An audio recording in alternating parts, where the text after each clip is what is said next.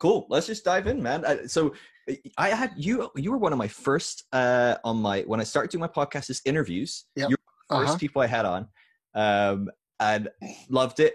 Everyone loved it. But it was I think it's still to this day the shortest podcast I've had. It was like 30 minutes, like maybe 40 minutes. Oh, wow. It was like boom, to the point.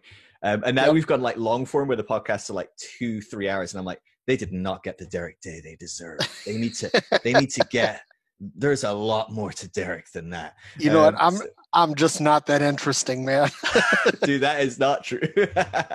Or at least not to me. I find a lot of things interesting maybe, but I think we've got a lot we could jump into. But dude, why don't you introduce yourself to people that maybe don't know you, haven't heard that initial podcast, haven't heard your name. A lot of people in kind of my world have heard your name because I share your stuff every now and again and point people your way. But who are you? What you about? Well, my name is Derek Day. I am a husband, a father, a software engineer, an author, a corporate executive, a professional speaker, coach, teacher, former pastor, and former ecumenical leader. And what do you do with all the free time you have around that? Wow. Well, you know, everything just kind of flows together or is tied together. So free time is work time is free time, and so on and so forth. I love it.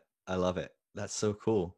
And I'm trying to think, when did we hung out? You're in Arizona, is that right? Yep, that's right. We hung out, must have been 8 years ago, 9 years ago, 10 years ago? A long time, right? It's been 8 or 9 years, yeah. And both you and I have been on a little bit of a journey since then, like spiritually. Yeah. Yeah? Yep. So why don't you maybe give us like a rough overview? Because last time I hung out with you, you were a pastor in a kind of very it was widely known as like kind of the grace message, kind of that overarching world, which means nothing to a lot of people and then means everything to certain people, right? But that was kind of where you were at. Are you still pastoring? Are you still doing that? Nope. I am a happy former pastor. You're like a free agent now. Yeah, we made the decision to fold the church in August of last year. And I've just been enjoying Sundays since then, not really doing anything, doing more videos, about to ramp up my own podcast again. I'm writing for Patheos now. Nice. Thank you, Keith Giles. He gave you a hiccup. Yeah. And, but yeah, going back to when we first met, I know you were just coming out of Bethel. You had been teaching there. And I think it was at Dave and Connie's house over here in Phoenix that you spoke at a house meeting. I mean, I think we had been connected for more than a year before that, but that was our first time meeting face to face. Yeah, exactly. Yeah. And so that was a wild trip. I remember I think there was like a whole bunch of school of ministries over there as well. And I think I did like 13 like cities throughout Arizona, or 13 meetings in about, I think it was like just under 2 weeks. It was an intense time. Yeah. That was a wild trip. I enjoyed that a lot. But yeah, absolute highlight. I remember, my memory is not good, but I remember going for a meal with you and your family and having a blast. Like, that was the second time you were here. Was that the second time? When you actually spoke at our church. That's right. And then I spoke at your church as well. Yeah. That's right. Yeah. Man, that was, yeah. And that was probably just only a couple of years after that. It wasn't long, right? Yeah. Not long after that. Yeah. Wow. Yeah. Good times. So how have you changed and grown since then? Like what's been going on in your life the last kind of 10 years or so? Man, this was a funny thing because not long after you spoke here, I began working on my book, Deconstructing Religion. And that was sort of my entry into the rabbit hole. That was the ledge, if you will. And I started going down like all of these different things that I've been taught. And I began to reverse engineer them because I'm an engineer by training. Right. And so it's trying to figure things out. How do things work? So you're always disassembling and reassembling things in different ways to kind of get a feel for how they work. And so I started looking at Jesus, the person of Jesus. Mm-hmm. And I began to reverse engineer him. Wow. Because I wanted to understand how Jesus worked. And what I found was a lot of the parts that I thought went into Jesus actually didn't go into him at all. Wow. And so what happened is I went from being I was a Pentecostal / Word of Faith preacher to being a grace preacher, to being a hopeful inclusionist, to being a full inclusionist, to becoming a full universalist and preterist, to where I am now, which I've dismissed the whole Jesus as Savior narrative because there was nothing for us to be saved from. And so now I focus on telling people why Jesus came and what he came to show us. Yeah. And once I get that, it's like, okay, this is a message of pure love. And love is the thing. Yeah. And because this will really bless you. If you've never heard me say this, if you never heard this before, God in the beginning, she stepped out of eternity into a void, spoke something, and created everything. Now, when God did that, what material did he have at his disposal? The only thing that God had was himself, herself. That was it. So that means that everything that we understand in creation is an outgrowth, an outcropping, a manifestation of God. Now, if we look at the Bible, and the only characteristic that's actually ascribed to God as God is something, is God is love. So that means that love is basically the base material, or if you think about it in terms of like quantum field theory or quantum physics, it's the quantum field. Love is the quantum field. It is the thing that everything appears into and disappears from. Love it. So when I started looking at this, I said, everything that I've learned concerning matters of faith is complete and total bullshit. And it was, mind blowing. I mean, and I'm like, wait a second. How could I have? I said, I'm a smart guy. How could I have been bamboozled this long?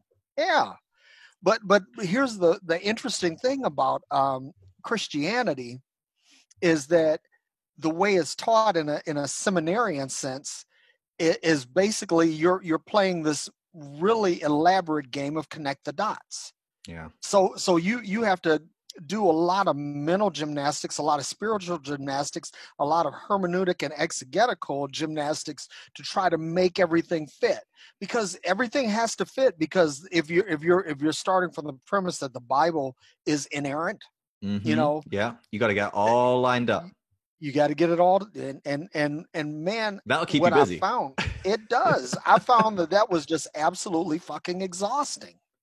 I hear you, man. So I was just happy when I found that, okay, I could just start with Jesus, end with Jesus, and then when I look at that, because here's the thing, I said this, that I dismissed the whole Savior narrative. Jesus didn't come to save us from anything, because it wasn't our perspective. It wasn't God's perspective toward us that changed. It was our perspective toward him. So therefore we didn't need if God had changed his mind, then yes, you need a rescue, because if God is pissed, well, he can smite you. Sort it out, right? Yeah. So it was like this whole narrative of having to be saved from anything, it's just nonsense. Basically, here's the mind blower, is that Jesus came to show us what fully formed divine humanity looks like. Yeah. How it's manifest. And so when I began to see myself as Christ, see myself as God, and see Phil Drysdale as Christ and as God, it changes everything. Because, you know, I know if God is who he says he is, or who she says she is, it's all powerful. It's awesome. It's just this fountain, wellspring, unlimited source. Well, if I have respect and honor for that, but if I see you as an extension of that, I'm going to give you the same honor and respect that I give this ethereal thing. Yeah. You know? Yeah. And it just changed everything, man. It's like I have a peace, a joy that I've never had before. Dude, I hear you. I like the freedom that comes from finding the divine within all. It's just astonishing, because suddenly there isn't this pressure to hierarchy everything and go, oh, well, that's the good stuff I'm supposed to do, or I'm pleasing God by doing that, or I'm focusing on God. You can't not focus on God if you're just aware. Right. Right? Because I can be focusing on God in anything, when walking through the park and just going, oh, wow, that's a cool tree. I'm focusing on the divine if I'm aware. You know, if I wake up to it, if I'm chatting with my friend, if I'm having an argument with someone, like I can have an awareness to something. I'm like, do I really want to be arguing with Christ? Is that really how I exactly. like? Is that how I treat Christ? Is that what I would like? You know, it changes absolutely everything. It's astonishing, and definitely you can look at how Christians have operated, and I hold my hand up to that, and I'm sure you would at times as well in your past, when we look at how we've treated other people, brothers and sisters in Christ, quote unquote, but also just the rest of the world. Is like even more so obvious how we treat people, that because we're not seeing them as divine, we very much see them as something else, something that is less than. Or and if you don't believe like me, oh man, I can casually look down on you. If you don't think like me, I can disregard you. And if you don't look like me, then I can really dismiss you. And all of that, you know, I had this experience, and I've had so many experience. I mean, when I tell people I've had a really fantastic life, and by that I mean, you know, it hasn't been all good, but it's been a journey. But while I was in the Navy, I got into some trouble, and I needed some money for legal help. So I went to my dad. Now, my dad and I had an interesting relationship. He wasn't with us as I was growing up. My mom basically raised us and all of that. But I went to my dad and I said, Dad, I've got this problem. And so here's what my dad did. He says, I'm going to give you the money, but I want to tell you what a dumb thing this is you did, and you know, and you're I don't know what you were thinking, but you're just really, you know, he just gave me the third degree. Wow. I mean, he read me the riot act. And so, you know, I told him, I said, hey Dad, you know, screw you, man, keep your money. And I said, I don't need it that bad that I have to take this from somebody. So my dad and I were estranged for 5 years. For 5 years we didn't talk. And what happened was he got colon cancer.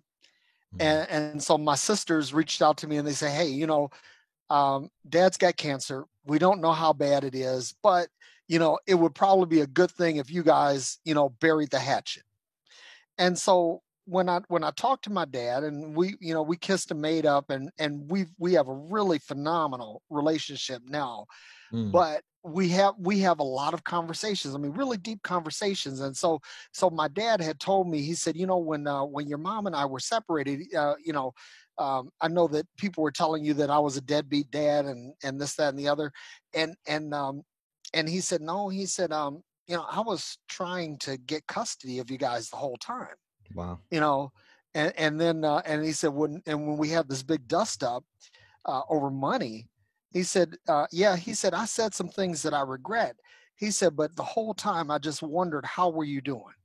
I wondered how were you? And he said, and son, I never stopped loving you. And so when I think about this, I said, okay, my dad is no saint, you know, and but he understands some things. And I'm like, okay, if Dickie Day understands it like that, surely God understands it a little bit better, right? So what I'm getting at is that my dad wasn't judging me on my behavior. Now, he was angry with me because I made some bad choices, and he said some things that he regretted, and I get that. But the whole time, my dad never stopped loving me and never stopped, looking out like the father of the prodigal at the gate. This is the day that my baby's coming home. He never stopped that.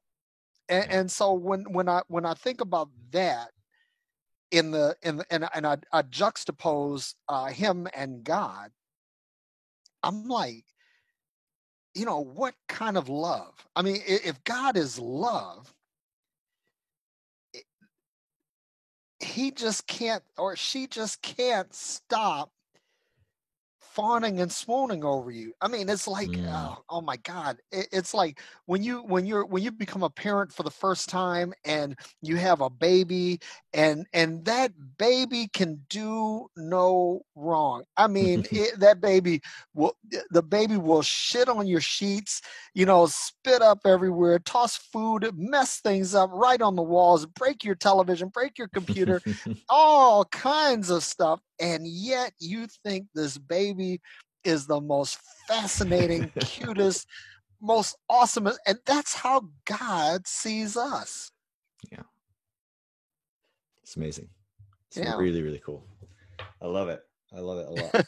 So I feel like that's a lot of journey. So, I mean, but it has been like a decade. So, I'd expected nothing last decade. I'd be a bit disappointed if you hadn't changed, but that's a lot to be going through. Like, how did the people around you cope with this process and this change? Like, your family, your friends, you were a pastor, presumably you had a lot of people around you that weren't on the same page at some of these points as you were going. You know what? I have so many different people in my life that are at so many different levels that basically I managed to piss off and disappoint virtually everyone at any given point in time.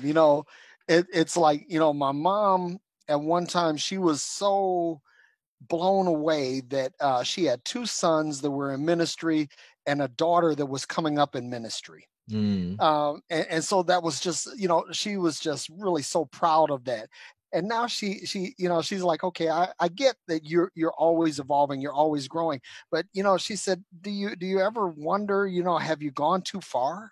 Yeah. And so people ask me that. And it's funny, like my mother-in-law, who I love her dearly. She called my wife one day because she heard one of my videos. And my everyday videos are basically very encouraging, and I don't use profanity in those because they're in a lot of different outlets like LinkedIn, for example. Right. Sure. So I try to stay very professional, but on Facebook, I don't have to filter anything, so I can pretty much say it as I want. And so one of my Friday Night Live videos that I call Freeology Friday, my mother-in-law, she's new on Facebook, and she tuned in, and she said, and she's like, wait a minute, this is my son-in-law. Isn't he a pastor? He's a preacher, and I preached in her church, and and she's just like, she calls my wife and she says, what's going on with Derek, and so my wife has to, kind of explain it all away. But I've said to people that, like, let me tell you this. I didn't cuss much between the time I got out of the Navy and say, like, well, no, let me backtrack. I've been in ministry for 21 years now. And when I went into ministry, basically all of these things, I said, well, God took the desire away to do these things. But basically I was kind of just jumping through the hoops, going through the motions, because I wanted to be the man to God. So I you got to talk the right way and all of that.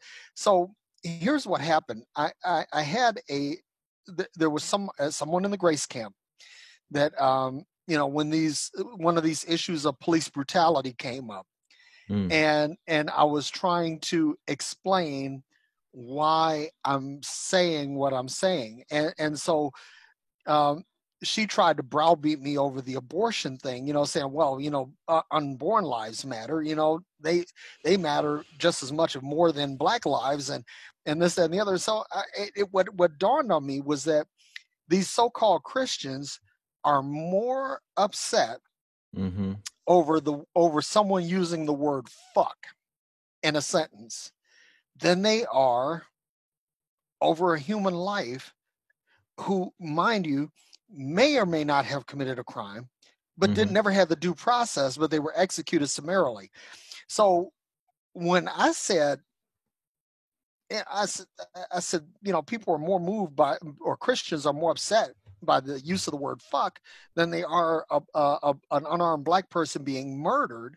They were like, oh, well, that's not a fair comparison, and this, that, and listen, I've been involved in the pro-life movement all of my adult life. I've always had a dim view of abortion. Now, here's the thing about that, and I'll say this, that what happens with a woman and her body is her business. I have no right to tell her anything. Now, I can have my opinion, I can have my belief, but I don't have the right to inflict that on anybody else. But I said to a lot of my pro-life friends, I said, listen, you guys know I've been on the battlefield for this thing for all of my adult life. And certainly since I've been in ministry, this has been a cornerstone of my ministry. And I said, and I'm just asking, I've stood arm in arm with you guys. I said, I'm just asking you to do the same with me. And they refused. Yeah. So at that point I said, something, this is personal.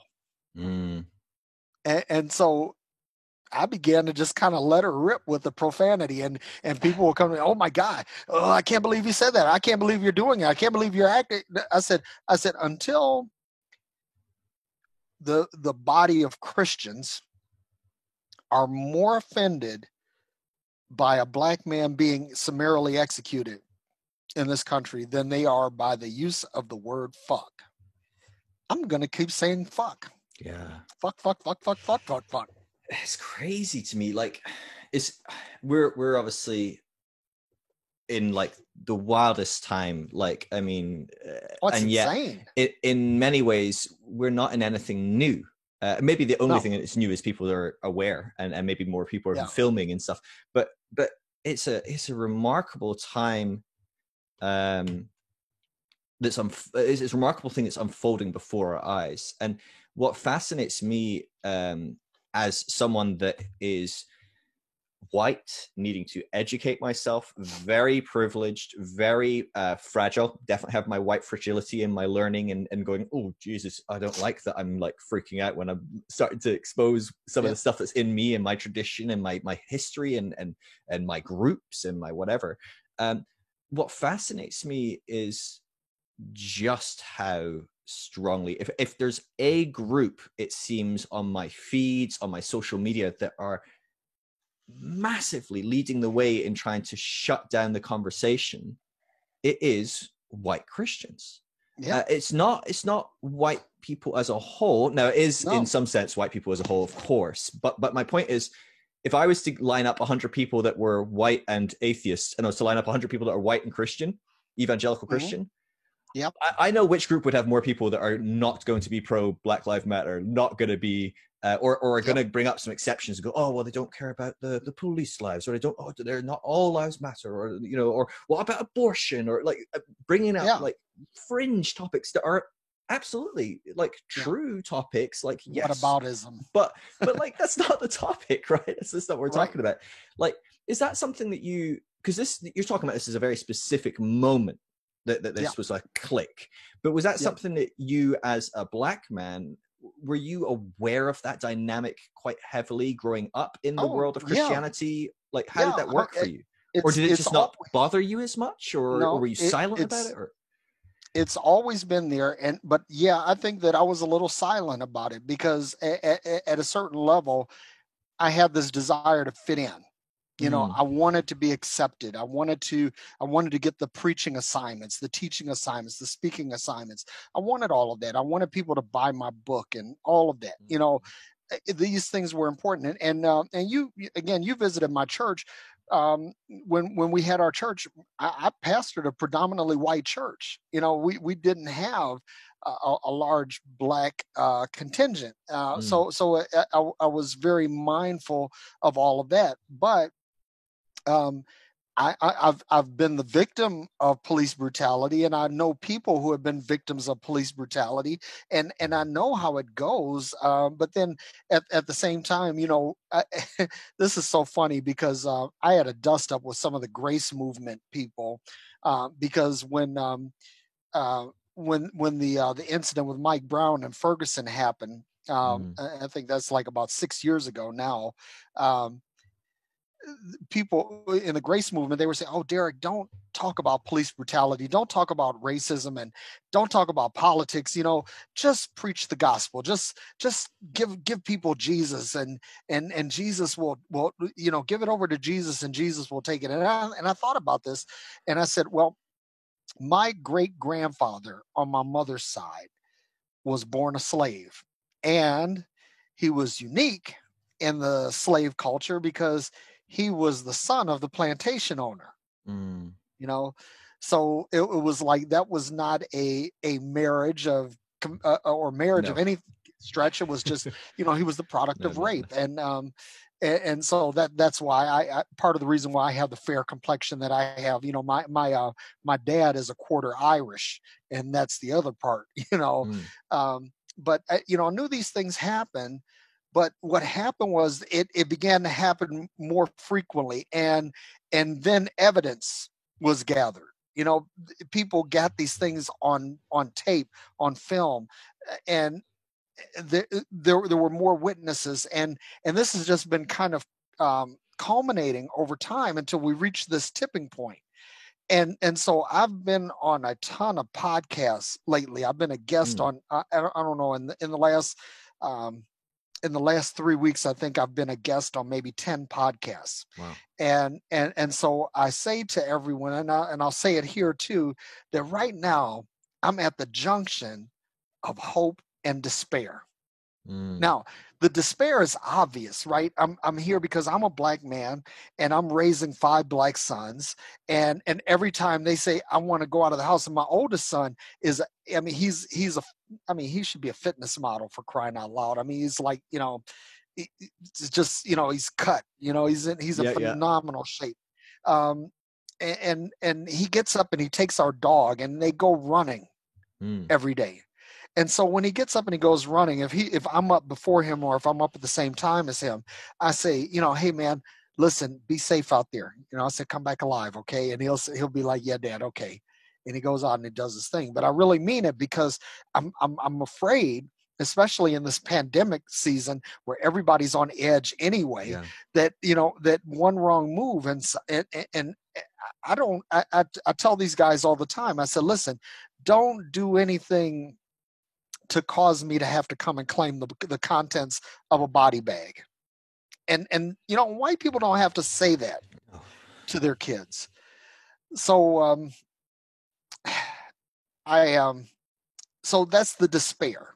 I'm like, this just keeps on happening. First it was Ahmaud Arbery, then it was Breonna Taylor, and then it was George Floyd, and then it was Rashard Johnson, and all of these things, like right after one right after the other, and now you had 2 black men that were found hanging in trees in California, and another one found hanging in a park in Houston, and it's like, okay, I, I had an episode on Sunday where someone had posted a picture, and it was a woman with what looked like her teenage son in her lap, and she's holding his body, and he's obviously dead. And the backdrop is an American flag. Phil, when I saw that picture, I completely lost it. I was just reduced to a puddle of tears. I was supposed to be on another podcast. I was supposed to be interviewing someone, and I completely missed it because I had to do some self-medication to help, get myself through this, because I'm like, oh, okay, I'm tired. And people say, well, give it over to Jesus, but Jesus isn't fixing this, and he's not going to fix it. Not like how people think that, how people ascribe it to Jesus. So again, that's the despair. And I'm emotionally and spiritually exhausted. But there are people like you who speak out against racism, who speak out against police brutality. And I'm seeing this in an order of magnitude that I've never seen in my life. And I'll be 58 in August. Wow. I've never seen this in my life until now. There are more white people who are speaking out on this that are, and they really take it on the chin. I mean, oh my God, some of these people have been disowned by their families. They're castigated. They're called virtue signalers and just, snowflakes and all of these horrible pejoratives. But they are standing. And so many of them now that they reach out and they call me and they say, Derek, how are you doing? How are you holding up? And they're calling other Black friends, and they're putting their social capital at risk, because they could just kind of fade into the background and not do or say anything. And you couldn't be really mad at them because, why would you speak out on this? I mean, and because I've told white friends for years, listen, I don't want you to march with me. I don't want you to necessarily make posts on social media about this. All I want you to do is just simply say that this is wrong. That's all my ask has only been that. But Such now a low bar. It's just painful. Yeah. Like, that's the despair, right? I mean, when the bar is that low and you're still not getting it. But the hope, man, like I said, it's people like right you now. and it's people like Keith Giles, and it's people like Jason Elam. Man, Jason Elam, you want a guy who as a guest for your podcast. This is a guy. Jason is like an ex-professional wrestler turned preacher. And he was like a Southern Baptist, fire and brimstone guy. And then he went from that to, to preaching grace. And then he went from that to affirming the LGBTQ community. And he went from that to Black Lives Matter. And everything that he's gone, everything that he's gone down this road, he's gone down that whole hog to where, once upon a time, I think Jason had a church with about 2,000 people. Wow. And now he doesn't have a church at all. As a matter of fact, he and his wife got the fuck out of Alabama and went to Florida because it just kind of got so overwhelming.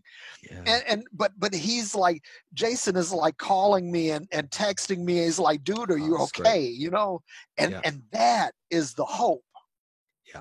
I really believe that in America, not just in America, I'm seeing this in the UK, I'm seeing it in Germany. Man, for crying out loud, there's even a protest, a Black Lives protest rally in Tehran. Wow. And listen, I've had professional colleagues who are Iranian and they don't particularly like Black people. No. But here you go. Wow. This is resonating globally, that people are tired of racism and they're tired of America trying to hide behind its moral superiority, feigned superiority, and their military might. And now the rest of the world is calling America out on this. So man, I'm hopeful. No, I was saying to my friends the other day, I was like, dude, I am getting pumped at how many countries are starting to call America on their shit. Because honestly, like, you guys peaked with your like kind of world capital in Obama. He really recovered America. Because as someone outside of America, I can tell you, America, not like a very impressive international image during the Bush era. Obama peaked. I mean, the guy couldn't come across any cooler, better, intelligent. You know, he just felt like you were like, dude, I'd let him, like, you know, be in charge of pretty much anything I have in my life, and I know it would come out better.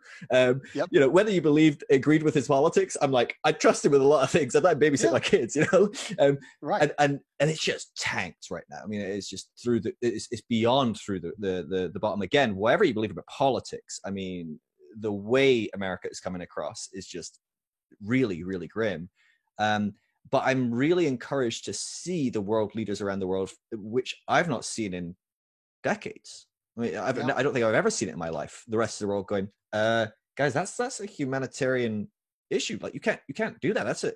You're violating like international war crimes. You're committing war crimes on your own citizens right now. Exactly. We're not accepting that. That's not okay. You know, you got the UN like pushing for sanctions against America, and you're like, when has that happened? Right? No one's willing to go there, but they are right now, and I think that's the kind of, I don't know if it makes any difference, especially with the current administration the way it is, but I'm excited. You know, we had a march in our city. We've had marches throughout our country, and not only just the standing up and going, what is happening in America is disgusting and needs to change, and it is appalling that this is the state of affairs, that the fact that people have to march about this topic is utterly horrific. It's a despair concept, and yet looking around and going, whoa, there's 20,000 people in this like not that big a city in the UK marching about this. That's hopeful.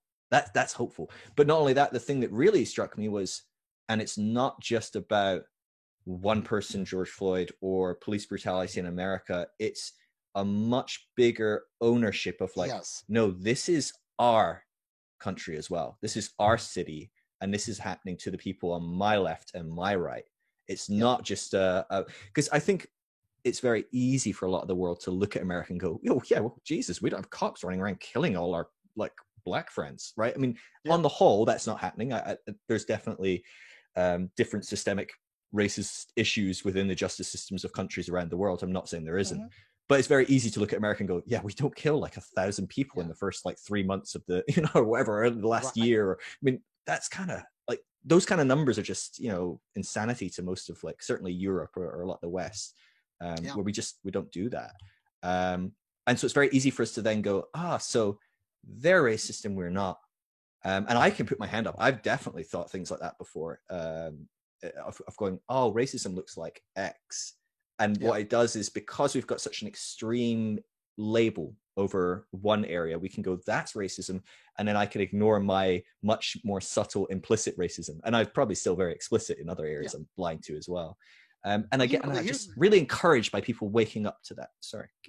No. The interesting thing is that, like, I have friends in the UK. I was just in London in February, and so a lot of my friends and colleagues, they were asking me, man, what the fuck is going on with your country, right? You know, what's up with this Donald Trump thing? And I'm like, dude, I have nothing to do with it.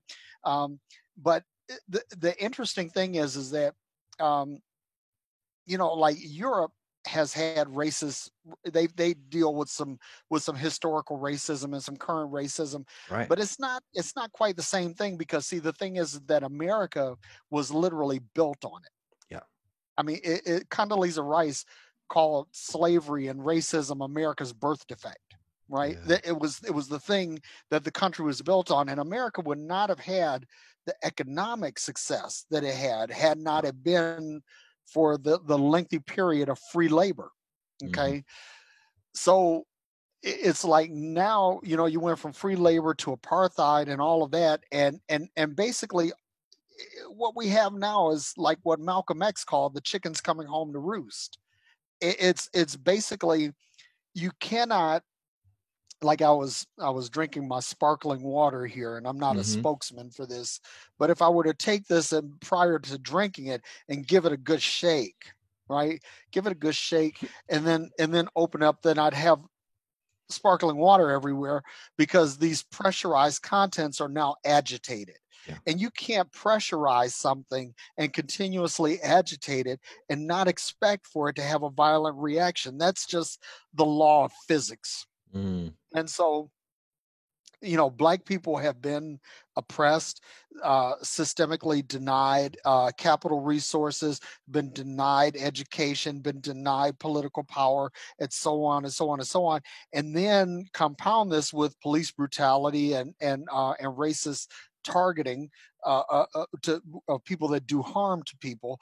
All of this it has created something in the collective psyche of Black Mm. people.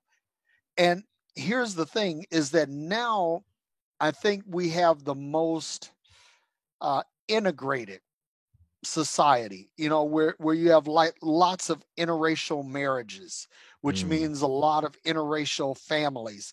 And then you have integrated workplaces and integrated schools and integrated marketplaces and so on and so forth. So there's a lot of exposure to different cultures within the American framework. And so these ideas is like basically when we go through something as Black people, it spills over into other areas of life. And so there's always someone, there's always at least one who is empathetic and Mm. compassionate. And then there's also always one who isn't. And so it gets to be a foot race between these two factions, the people who care and the people who don't. And I think that now the number of those who care Mm. is winning. Wow. They're winning. And not only is it changing the social framework, but it's also calling into question the social contract. Mm-hmm. And that has widespread implications because now there are businesses. It's like Tim Cook, the CEO of Apple, recently fired the head of diversity because he felt that she wasn't really doing a good enough job. Mm. And he came back and wrote a letter, it was an op-ed piece saying how Apple is committed to diversity. So he said, you're going to see more leaders who are, people of color, who are from the LGBTQ community, who are women in leadership. You're going to see more of that in Apple.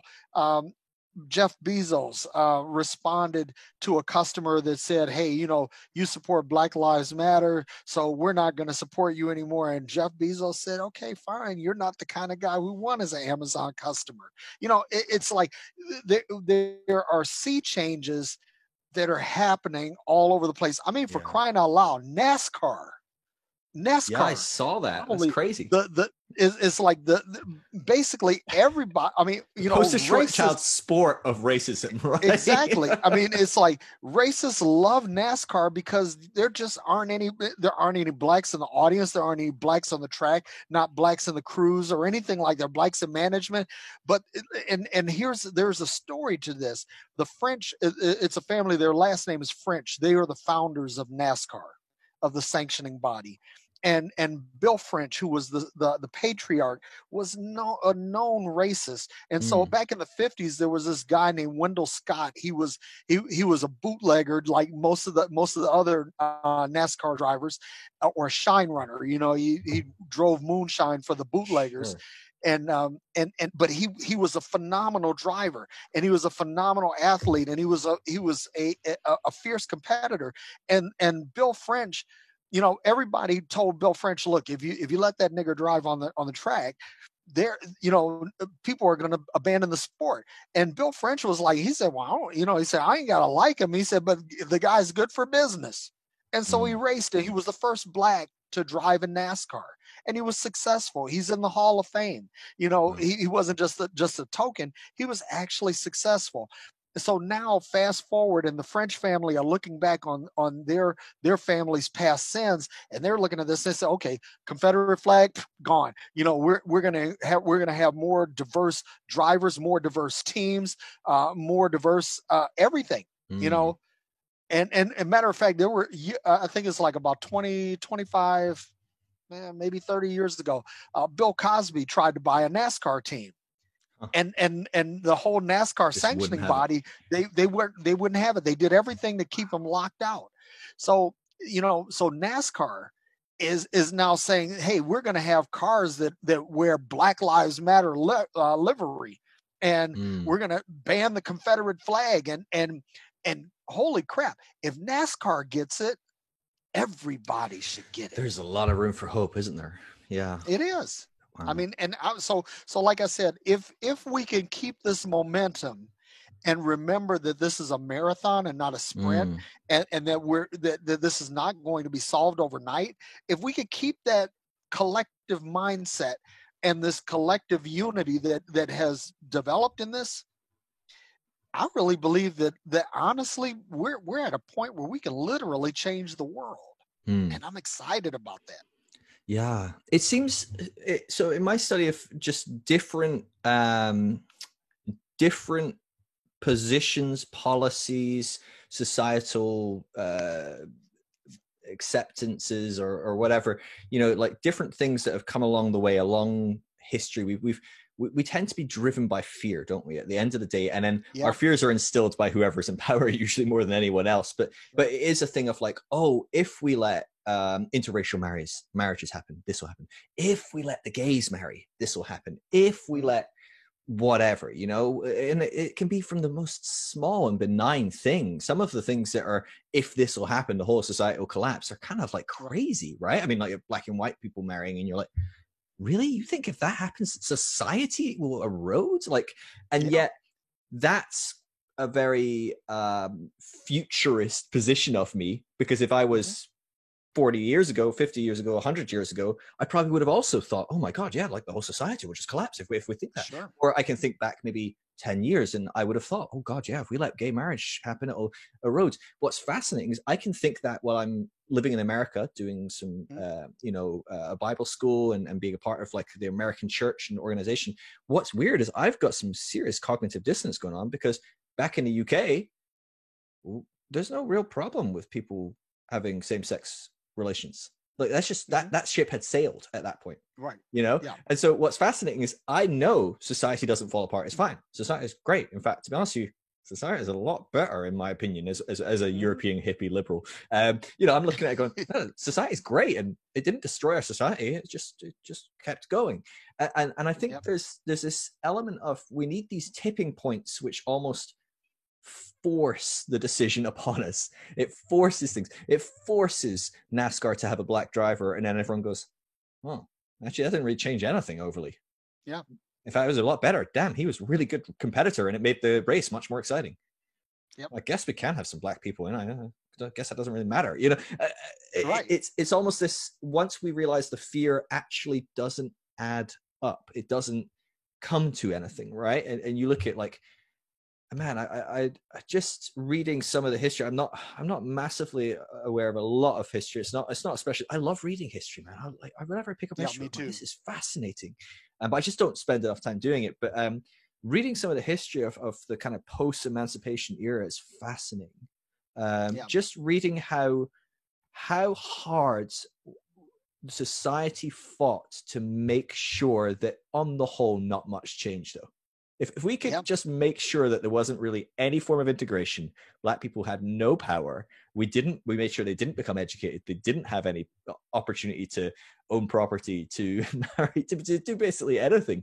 Like, right. And all of it was this fear-driven kind of like, oh yeah, black people they're all animals, they'll rape everyone, and these kind of narratives that became, these were like in our movies, in our books, and and it's just the powerful fear, because the reason I've been thinking about this a lot is I'm not in a position to be able to comment on black, indigenous people, color. Like I can't comment on that at all, having no experience of that other than probably being on the very wrong side of history on that one.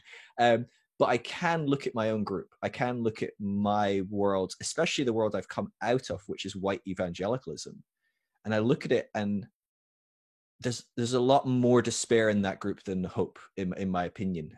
Most of my white friends that are waking up to this being an issue, trying to educate themselves, marching, supporting, becoming allies, becoming co-conspirators, like I can those tell people you are not in the white evangelical group, and so I guess I'm trying to go, what is the fear? How do we push past that? How do we because I don't see education clicking.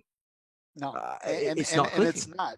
Here's the thing. It's gonna require a change of heart and mind, right, and a change in habits, because in Europe it's a little bit different. People were afraid of mixed marriages because they thought it would cause the decline of society, and they were afraid of gay marriage because it would cause the decline of society, and so on and so forth. But in America, with the with the Black and the Native populations, there's something deeper, and here it is: that there is a fear of reprisal, because American Christianity knows that it was complicit in the massacre of Indians or Native Americans. It was complicit in the enslavement of people and how slavery was carried out. So they know there's a collective guilt that is there, and this guilt breeds a fear that says that if we give them power, they will exact their revenge. And that is the big fear. That's why the evangelical community is really opposed to all of this, because it was like the whole Obama phenomenon. Barack Obama was a Christian man who had been married to one woman, his whole life, and had a beautiful family, and they couldn't find anything on him. There was no dirt to be had on this guy. There was nothing. I mean, literally nothing.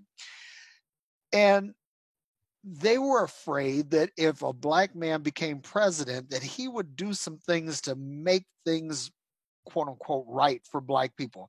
But Obama understood something, and I'm really of the mindset that he could have done more for Black people than he did. But I understand where he came from, because he saw this as a bigger thing, and it wasn't just a Black thing, but he saw this as something that was really good, really better for the country.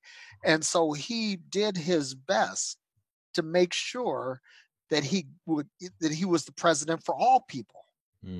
That he looked after everyone and not just Black people.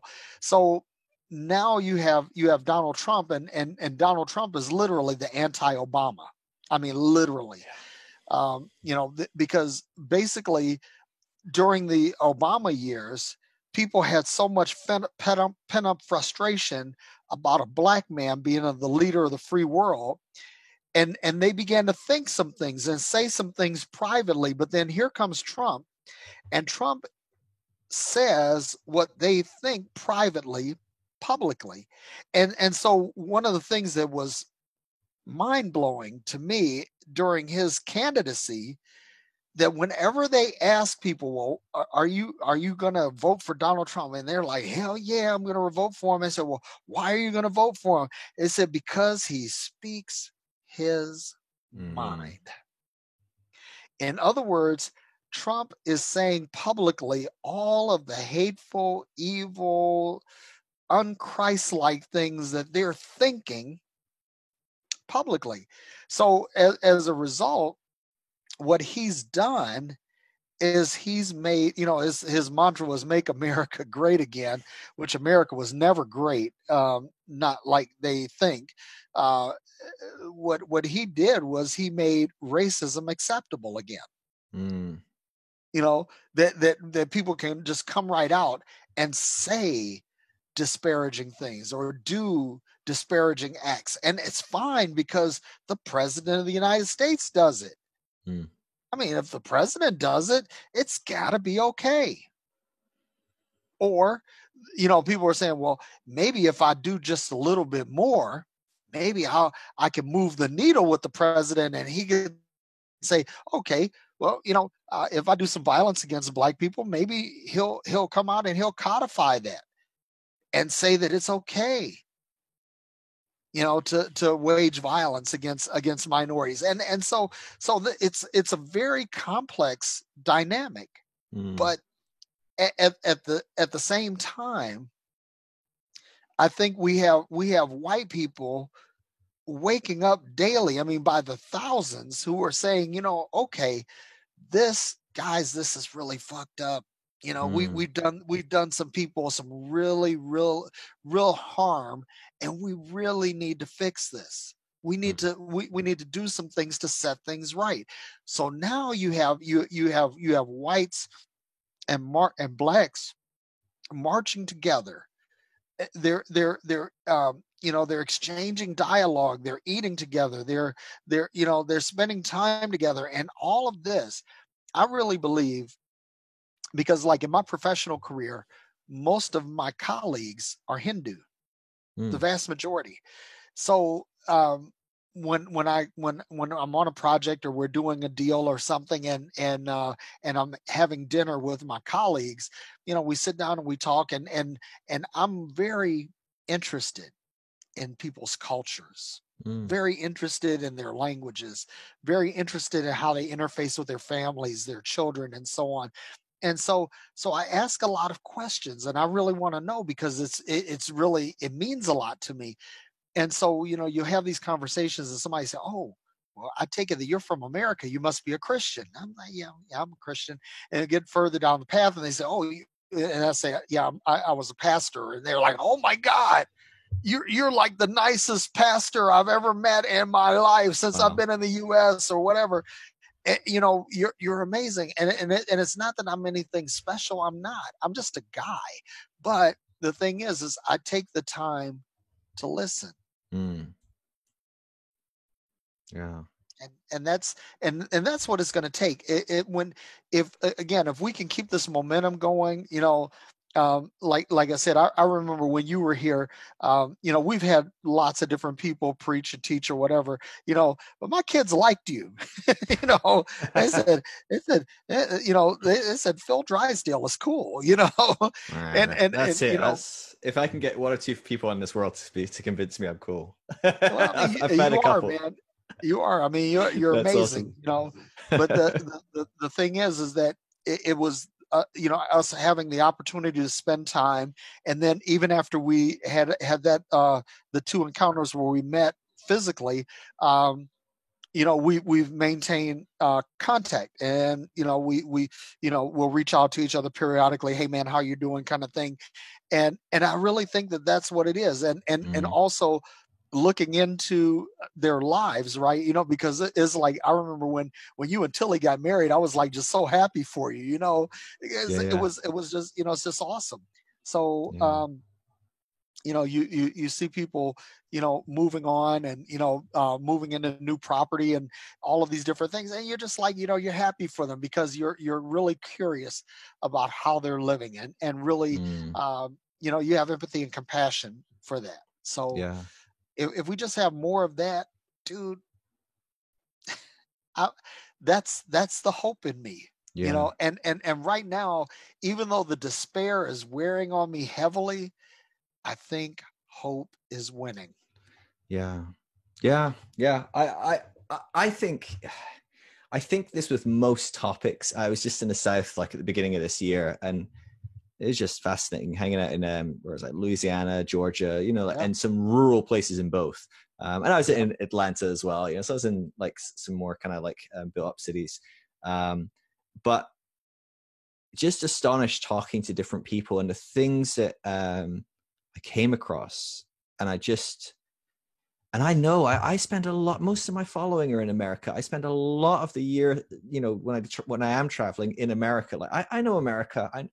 I shouldn't be shocked by America. I remember I was in Monroe, kind of small city in Louisiana, not a big place, and talking to this young girl, bumped into in a coffee shop, talking to her, and she is first generation American. I think her parents were Indian. She might have been second generation. Maybe they were first generation. I can't remember exactly the details.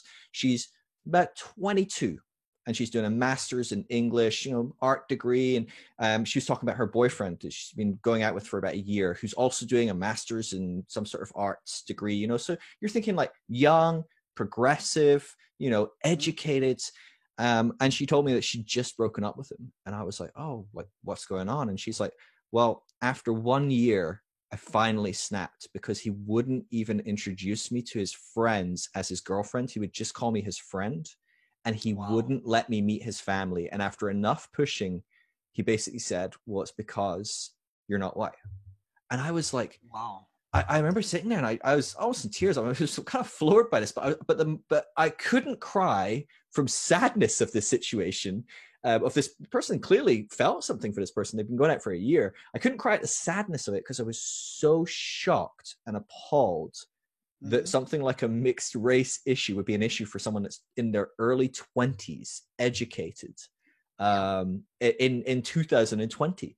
And yet it still is. And yet, saying that, it's astonishing to me the conversations I had in those rural areas. You talk to people over a certain age, and across the board, the likelihood that they would become a bit more open to, being aware of sexism, racism, homophobia, things like that, was very slim. You start dropping the age, and it would start increasing bit by bit by bit by bit. You get down to, like, I talked to one 15-year-old girl who's from a very conservative family, and I was like, so what are your views on, I can't remember, I think it was like homophobia, homosexuality or something like that. And she's like, well, I know it's wrong, and I know my family thinks it's wrong and stuff. She's like, I've got loads of gay friends, so I don't really care. Some of my friends are trans. I'm like, I don't really see what the deal is, but I know it's wrong. And I'm like, do any of your friends have like that view? And she's like, none of them. And I'm like, dude, these kids are being raised by Netflix, by YouTube, and I think there is an element of society moves forward one way or another, whether we like it or not. It drags, the cosmos love, right? This fabric that's quantum mechanics, the quantum field holding us here, it's dragging us into a more inclusive world bit by bit anyway. But there feels like there is an acceleration. I don't know if it is the internet, it's that globalization, it's the connectivity. But I'm also aware of, like, that's really nice for me, the privileged white guy, to watch on and go, oh yeah, I'll be fine in 80 years. Or, it's not something I want to do though. I want to be, well, okay, even if I can be a part of changing that to be 78, 9 years, let's do that. Whatever I can be doing. And so I think there's a tension there of, like, watching on and going, okay, we've got a lot to be hopeful for. And this will probably change. This probably will shift, but we gotta figure out how to act. And I guess that's the big thing for me, is the church, looking at some of the church's responses, some of the big churches as well, and some of these big names in Christianity making some horrendous, like, faux pas. Oh my God.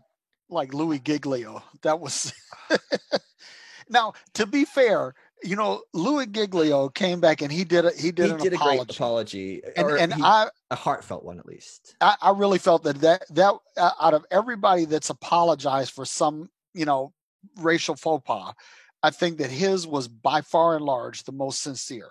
But what was funny is that Lecrae, a Black Christian rapper, was the one who was interviewing him. And seemed to be nodding along the whole way through, right? He's nodding along as he's talking about white blessing. And I'm like, what the fuck? Actually, I mean, at some point you have to step back and say, okay, you can't just let this go. You've got to say something. So not only did he not say anything at that time, but he gave a really tepid response. He tried to, frame it like, Black swagger, what I'm saying, where he's trying to sound cool, but I'm listening to the content of what he's saying. And I'm like, I said, when it comes to the, the remediation from this, I said, Louis Giglio just kicked your ass, man, and that's sad, because here's the problem, is that you have Black people who have learned to not speak up, to accept the abuse, and as a result, they become accommodationists, and so you got people like Lecrae and Candace Owens and Ben Carson, what's the name? Mark West, I think I know his last name is West. I don't know what his first name is, or the Tim Scott, the senator from South Carolina. You have all of these people, and basically, in Black culture, we call them Uncle Toms. But irrespective of that, they are saying things that basically provide fodder for confirmation bias for a lot of evangelicals. And I'm like, listen, don't give these guys ammo. Yeah. Because the idea is we're not trying to, and let me make one thing perfectly clear to all of your listeners and viewers that I'm not, trying to browbeat white people about this. I have, let me put it this way. Most of my friends are white. It has to do with where I live and, the experiences that I had. I've been in the military. I've been a consultant. So I've traveled the world, and that's my framework. But I'm not trying to say anything to browbeat white people or trying to get them to, say, oh, you got to see it my way. No, that's not the thing. What I want to see happen is just that if you take a look at this objectively, through your own lens, you'll see it for what it is. Yeah. And if you see it for what it is, you'll call it out. Now, there'll be some people that look at it and they say, well, Derek, I agree. That's really messed up. But, I can't say anything because of my job or because of my family or whatever. And I get that. Not everybody is going to have the license to do that. But I'm grateful for the people who are laying it all on the line right now. It's like I have another buddy, Carl Forehand, and Carl and his wife Laura. Oh my God, Carl's a white guy like my age. He's like 56, 57, and his wife's a little bit younger. But and he grew up like in Oklahoma, out wow. in the country, and for someone like him to get this and say, okay, I don't care what my friends, all of these people that I've grown up with and my community, what they say about me, right is right. And I'm going to address this. And I can't do anything but applaud someone like that. Because that you don't have to do that. Nobody's forcing you to do that. Nobody's even asking you to do that, but it's like they do it. And so, it's people like Kathy Baker is another friend of mine on the internet, or Joanne Maldonado. Victoria Matthews. I'm just thinking of all of these people, Keith Giles and Jason Elam. Who else? Bill Thrasher. Oh my God, Bill Thrasher has just been awesome. Bill. Or Michael Porter. Yeah. Oh man, Bill is like amazing. I was in Atlanta over the Christmas holiday, and we got to have brunch. So we called it our first bromance date. Awesome. Yeah, I went along to his house church in February or something for the first time. Yeah. Cool guy. So it's like all these people that are, I mean, they have everything to lose and nothing to gain. But yet and still they're on the front lines. They're laying it on the line. And so I'm just really encouraged by all of that. It is encouraging. It's just really, really encouraging. And I think at the end of the day, we have everything to gain from this. This is like, it's to gain our humanity. I think there's, I was watching a video yesterday, and I'm not an authority, and I'm probably going to butcher it because it was yesterday. I watched it and I watched like an hour and a half video and that's it. So that's my expertise, is 1.5 hours of YouTube. But it was on the concept of post-traumatic slave syndrome. And fascinating concept that, talking about, like when you have post-traumatic stress, you have that, you go to war, you come back and you've been like shell shocked and all sorts of different stuff. And that's horrific. And we can look at, or you've been abused as a kid. That's like some one-off instance here or there. Maybe abuse is maybe a bit more prolonged, but maybe you were abused once and that was it. You were raped or something. It's a one-off incident, and that can just fuck you up for life. I mean, it really can screw you up. But when you look at something like the systemic racist policies and ongoing systems of slavery and things like that for decades, centuries, we look at, actually we can find there's like these long, I know I'm probably preaching to the choir for you, but I'm just kind of fleshing this out for people listening to the podcast. But people need. But the concept of like, when you look at that over decades and decades and generations, we look at the level of trauma there is so ingrained. But what fascinated me was, I was like, yeah, like, wow, I've never thought of that, but I've kind of maybe thought about it on some level for the Black community, for people of color, Indigenous people, you know, I've thought about it on that level. But what's interesting, she says, this affects white people. And she was like, this, if you think, how does it affect in a traumatic way people of color, Black people, Indigenous people, think about what kind of effect does it have for you after church to go to the local lynching and watch them hang Black men and not even flinch week in, week out. And you have become so able to dehumanize a Black person that you probably see a man kicking a dog to death in the street and you'd be outraged. But you just watched someone hang a Black man and you didn't care. You may have even cheered or clapped or whatever, right? Yeah. When you've done that and you've grown up in that, and then your kids have grown up in that, and that's been, and what it is you have systemically and built into your entire makeup the inability or an intentional blindness to your own complicity, and an intentional blindness to people of color, to people who are in a different. And I was like, gosh, that is that's deep. It's and not I never considered that. It's not just we have to, and this is what I was talking to my friend the other day. My friend, she's part Iranian, so she's been kind of caught up in this, and it's been really hard for her, and been trying to be sensitive in my processing. I don't want to burden her with my processing, but she's amazing and she loves me, and we're very close friends, so we kind of talking about this, and she was processing a bit, and I was thinking, this is, the conversations I'm having are so helpful for me in my growth and my education, especially in the process of trying to help other white people see some things. Like, that's been helpful. But I'm very aware that so many are just utterly blind, and they'll hear a phrase like racist and go, like someone in a hood, like lynching a Black man. Well, I'm not that. So I feel attacked because you're calling me that. And that's not what people are calling you. Or they'll hear a thing like white supremacy and they go, oh, like the KKK movement. Like, I'm not that. Like, how dare you say I'm a part of white supremacy? Or white privilege. And they go, well, I'm in a wheelchair. Like, how dare you call me privileged?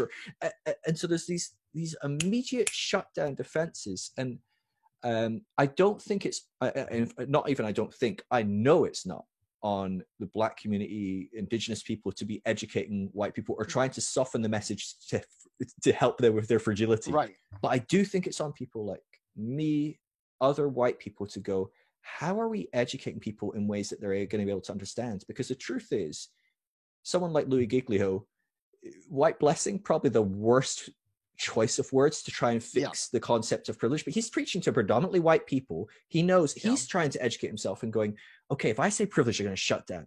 It's a problem word for them. So how could I say it differently? And he throws out blessing, and he meant blessing. I've no doubt about it. But he's immediately learned his lesson and gone, oh shit, that was not right. How was it wrong? Oh God, that's a terrible thing to say. Why did I say that? You could see he was upset by it. And honestly, if you're going to make those mistakes, like, hats off to you for trying to do the work, make the mistake, and then stand up and go, oh shit, I'm really sorry. Thank you for calling me on my crap. Thank you for pointing at me and jabbing me. He gets kudos for owning it. Yeah. If you're going to do it, at least do it right. The reparation, But I can see his mindset, or I can imagine his mindset that led him to a very, very incorrect place, because I've been trying to think, when I'm having this conversation with people, and if I don't know if you've seen my feed, but I mean, I don't know how much my audience is white, but they're showing up in droves right now. And their comments, you just go, you can't get it. You can't hear a word like racist and not switch off. You can't hear a word like privilege and switch off. And I think I'm really intrigued. Do you have thoughts on that? On how do people within the white community go about, creating a narrative without, because the thing is, I know for a fact that we shouldn't be watering down privilege. We shouldn't be watering down supremacy. We shouldn't be watering down racist, because these things are racist. They are white supremacy. They are. Do you understand that dynamic? Because this is something I really wrestle with, of going, I am not trying to lessen this at all, but I'm also aware if I keep saying the same thing, they're going to keep not listening.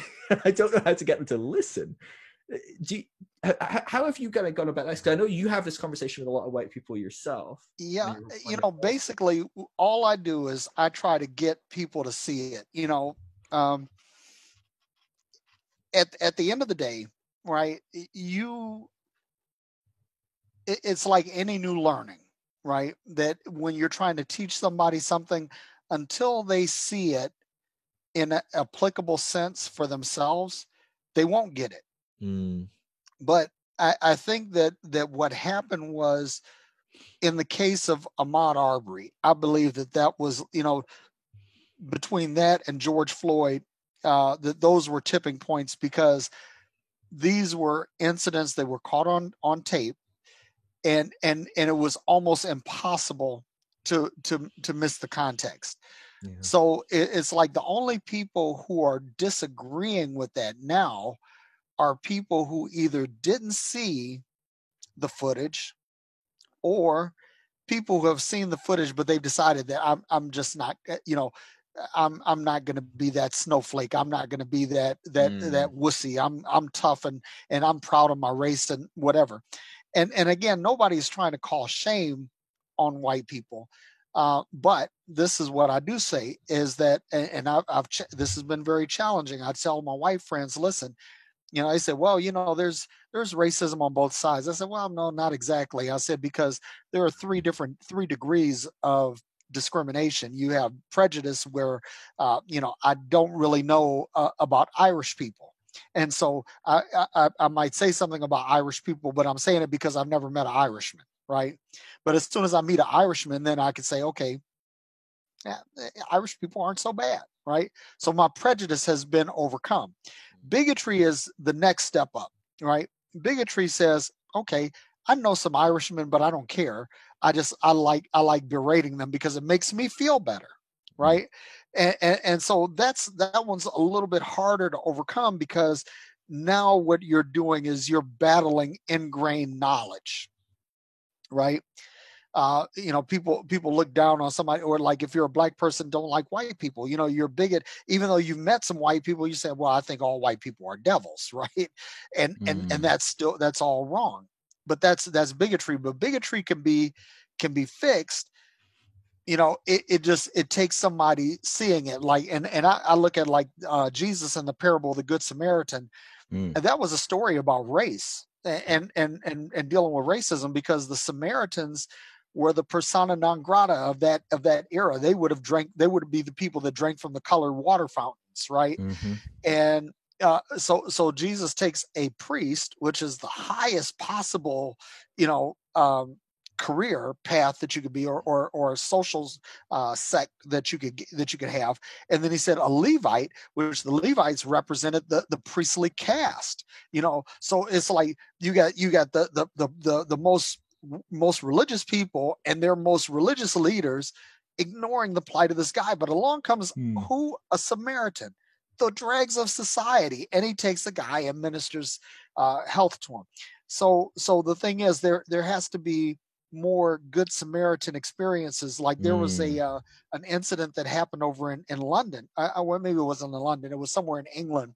And it was a protest, and it was a right-wing, white supremacist that was, basically in the crowd, and something happened. He had a medical condition, and he passed out. And some big black dude throws him over his shoulder and carries him to safety, so that the other black folks can't just, kick his ass, right? So this guy, I believe, will have an experience, because he'll say, hey, if it wasn't for this black guy, I'd probably be dead. So sometimes it takes that. But the last one, racism, is more insidious. Racism is when people use race as the determining category to deny people economic, social, or political power. That they use race as a means of disenfranchising and oppressing people based along racial lines.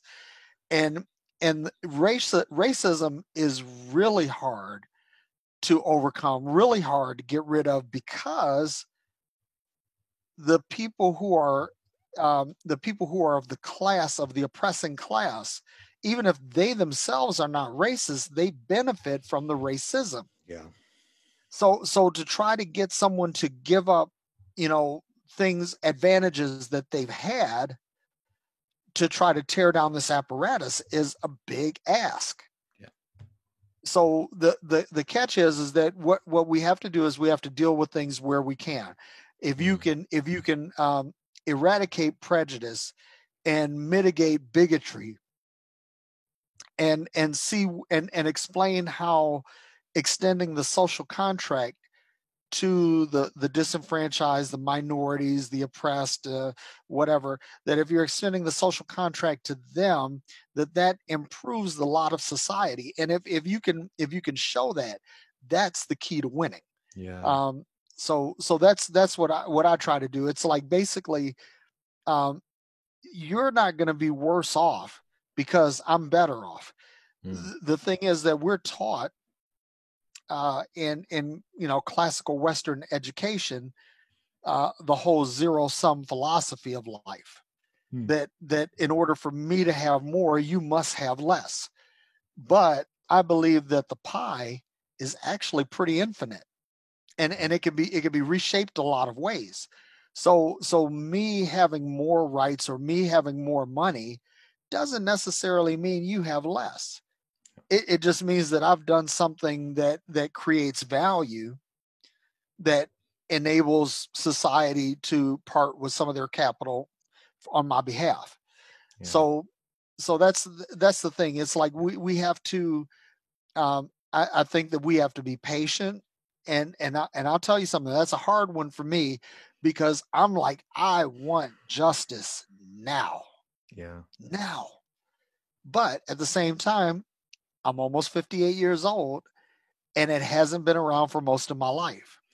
So I understand that, like, while I may want it now, that I may sense an imperative here that I have to remember that this is a marathon and not a sprint.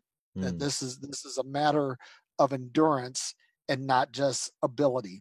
So I've got to hang in there. I've got to exercise empathy. I've got to exhibit compassion. I have to spend time with people, getting to know people, and then I have to be the change that I want to see. Because if basically no one who's trying to get an understanding from me can do any better than what they see me doing.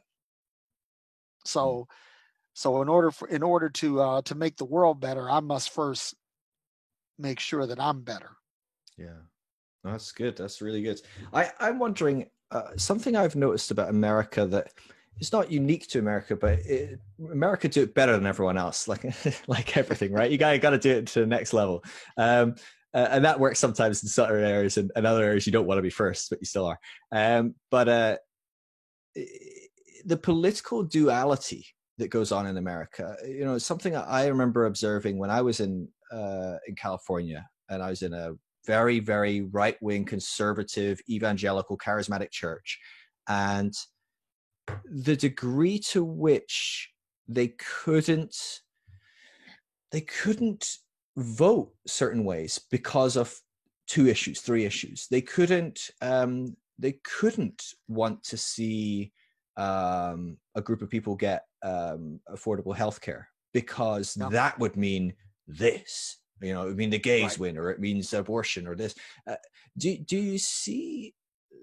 Because to me, I've always wondered, and it's more obvious to me in recent years, but how much race is kind of interwoven. And the thing that stood out to me that made me wonder is when I first moved to California, it was the year and the month, or it was a month before, you guys were voting on Obama, and who was it Romney the first time? First time it was John McCain. Yeah, McCain, and then it was Romney next time. So when it was McCain, I was like, wow, like, okay, cool. You guys are really into McCain. I'm from Europe, so I'm like, okay, I'll just let the Americans do their thing. Whatever. I don't know. I heard some stuff, but that's cool. The second time round, it just blew my mind, because there was that thing of that fear where, like, Obama hasn't eroded society, like we all feared. We didn't become a Muslim state because he was secretly a Muslim or any of these kind of weird, crazy kind of racist kind of stuff. But what's fascinating is I watched a very, very powerful Christian evangelical movement reject Christianity to make sure they didn't vote Obama, where they literally said, this Mormon, right now, you and I have been Christianity long enough that we know we don't like Mormons. We think Mormons are cults. But they literally were like, this Mormon is God's choice. He's the Christian vote. He's the, and I'm like, but Obama's been here for 4 years and he's still going to church and he's like, he says he's a Christian and he's doing a good job. But they couldn't, because it didn't actually matter if this guy was Christian or not. What mattered was this policy on, and for this church, it was one thing, really. It was abortion. There was other things. Right. And I wonder, to me looking on, I'm like, oh, if there's people that are extremely anti-Black Lives Matter, seem to be more racist, it does seem that they tend to be on the right-leaning side of that duality. Yeah. Is this holding the church back as well, do you think? Is there a way for them to engage with that and still hold some of their politics, but... There is an unholy alliance between politics, between conservative politics and religion, and basically until that stranglehold is broken, that's always going to be a problem. Now, here's the interesting thing, is that the number of Christians in America is declining. I don't think that it's so much that people are abandoning spirituality or they're abandoning God, but they're definitely abandoning all the religious structures and hierarchies. And so people are not they're not under the influence of some, right-wing militant preacher, right? Right. So as what, and the religious right also fears their power base dwindling. And so a lot of their efforts, a lot of their reaction is, in response to, we're now looking at LGBTQ and marriage equality and all of that, and abortion has become a sidebar. Where this was like the chief dog whistle.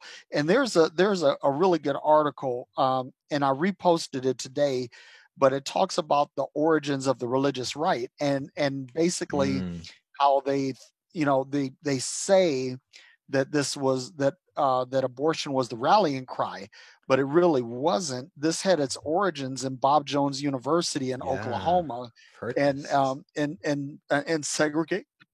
Excuse me. Segregation. So that was really, so racism had a role in right wing, in the right wing, marriage with religion. So basically, abortion was the rallying cry because it was the thing that they could say without saying anything overtly racist, right? So basically, I've said this about abortion. My personal view, this is Derek, right? I happen to think that abortion is wrong because I believe that unborn babies are human beings, and they have the right to life, liberty, and the pursuit of happiness, just like everyone else. The only problem is that in order for this baby, this fetus, to come to term, that it has to take up residence in a woman's body for 9 months. Well, the woman has the right to decide what happens with her body. That basically, for a man or for a religious order or for a politician to say that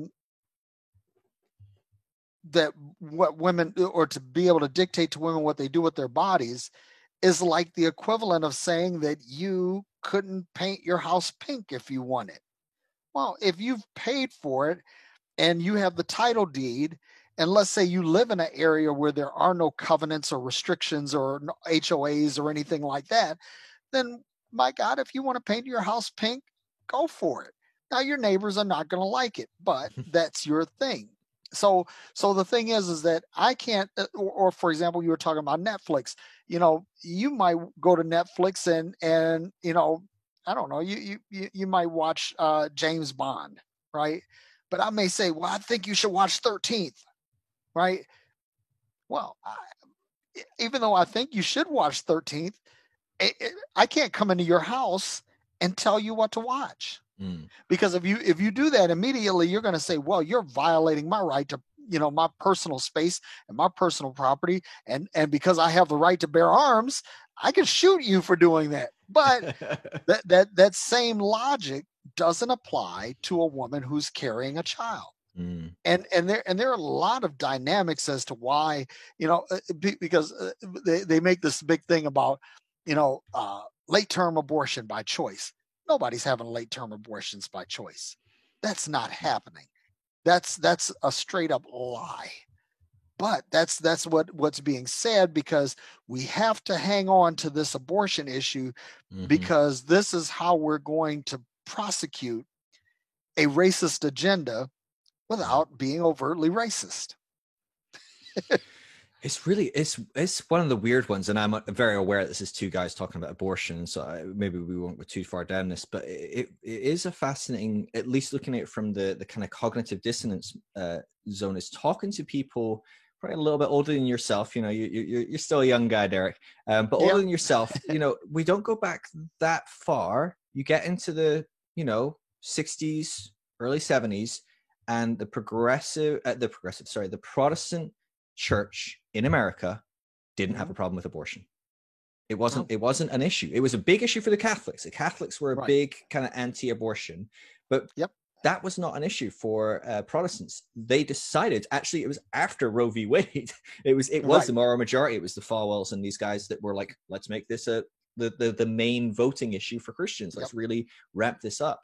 Now, they might have been bang on the money. I'm not saying that, abortion was right or wrong. Maybe the Catholics were right all along. I'm just saying what's fascinating is that the Protestants have erased their entire history before that when it comes to the topic of abortion. They just can't remember that they ever were like, well, actually, there was a point where we didn't seem to care about that. It's literally like, it's all or nothing. I mean, I've talked to Americans that can literally dictate, if you talk to them about 100 different policies, and I love stuff like politics. So when I lived in America, I'd literally be like, what do you think about this? Or what do you think about that? What do you think about that? They're like rattling out very strong Democrat policies, like positions. And I'm like, wow, you sound really left leaning. And they're like, I guess I am, but unfortunately, I can't vote for babies to be murdered. And I'm like, okay, and again, there's even topics of like, well, actually, what brings down abortion rates and things like that. I mean, even that is a wild conversation to have. But it's fascinating our ability not to. It just scares. It scares me, Derek. I think educating myself in race in the last couple of years, and much more in the last kind of 6 months, I've been very intentional about it. It scares me how blind I was to it. And then maybe it scares me a lot of other things I've been aware of. Gosh, I was blind to this. How you don't see, like what you were saying at the beginning, right? How the heck did I not see that? It's a very, very scary thing. And it's, like would take the issue of healthcare. Healthcare is a big issue in America. The United States is the only major industrialized country that does not have universal healthcare. The only one. And people say, well, we can't have that because that's socialism. Well, there are a lot of things that we have that are socialist. We have corporate welfare, which that's very socialist. We have we have veterans programs, which that's very socialist, and so on and so on. There's just a lot of it. But this thing it's like a very emotionally charged issue. But if you like what happens is that you'll run across somebody who has a catastrophic illness, or their child has a catastrophic illness, and and I was I had experienced this before. Like, I was married before, and my wife died of cancer. And what happened was, I actually know what it's like to hit your lifetime maximum for your health insurance policy. I know what that is. and then at that point, you're either depending on the benevolence of the doctors and the hospitals to get things done. Well, nobody should have to make those decisions to decide whether or not we eat or whether we get life-saving medicine. That's insane. But again, it's like you create these issues, and they're basically created out of whole cloth because it is through the prosecution of these issues in the political marketplace that you're able to cloak racism. Because for example, you look at like blacks in America suffer from a lot of health related issues at a higher rate than whites do. But that tracks along the lines of who has health insurance and who doesn't. Yeah. So if you take that away and you begin to deal with health issues without respect to race, without respect to social station, and so on and so forth, now you're giving people an equal shot based on their health. Yeah. And again, it's one of those things that because and America was founded on racism. Racism built this country. Racism is what accelerated its growth. Racism is how it was able to leapfrog past the nations of Europe, past the nations of Asia. It's those things. It's apartheid. It's Jim Crow. It's denying voting to blacks. It's all kinds of oppression and disenfranchisement that led to where we are. And so to say that we're going to change these things, basically, and again, the church, the evangelical church knows this because they know that they were complicit in slavery. They know they were complicit in apartheid. They know that they were complicit in discrimination. They know that they were complicit in disenfranchisement and oppression. They know.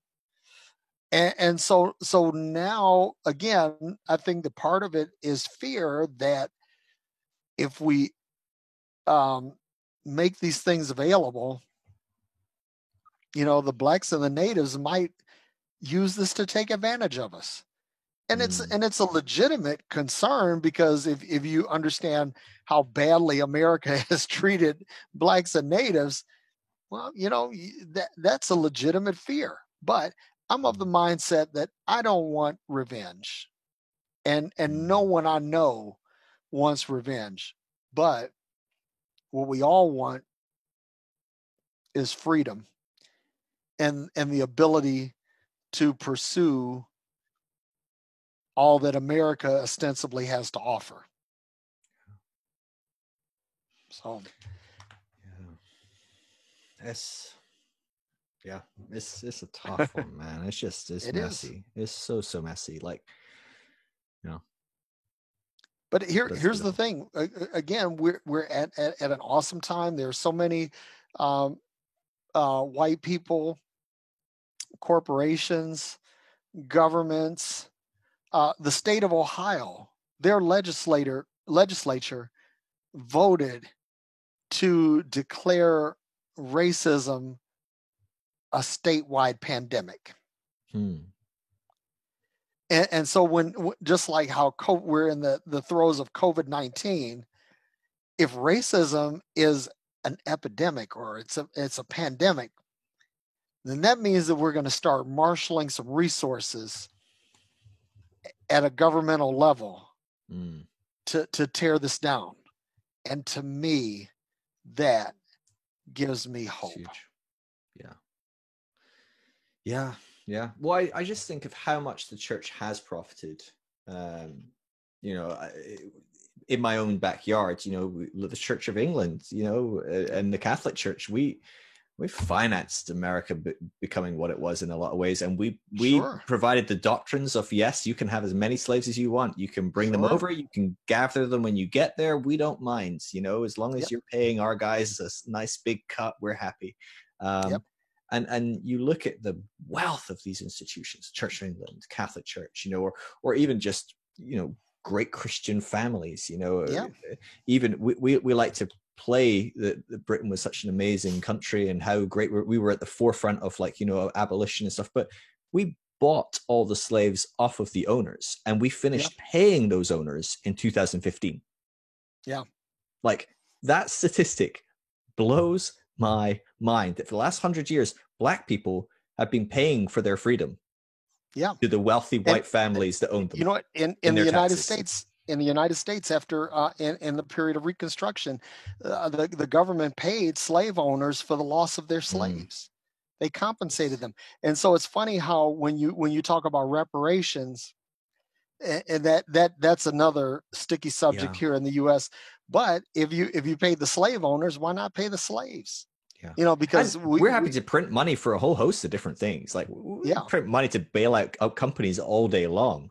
Sure. That's the corporate welfare, like, kind of site, right? It's like socialism for the rich, capitalism for the poor. Always.